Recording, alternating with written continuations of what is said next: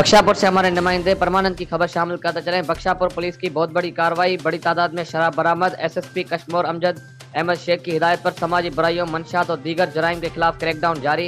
SHO बख्शापुर Ghulam Qadir Jatoi और उसकी team के दौरान गश्त बख्शापुर की हदूद तलो मोड़ के करीब कार्रवाई की गई। मुल्जमान मुक्की समेत कुमार बख्शापुर की मुखी नरेश कुमार का भतीजा और मुरीद डोम की 175 बोतल शराब के साथ गिरफ्तार मुल्जमान Toyota Corolla car number ALN 115 में शराब ले जा रहे थे। मुल्जमान से 175 बोतल शराब बरामद और 45,000 कैश और 4,000 मोबाइल बरामद किए गए।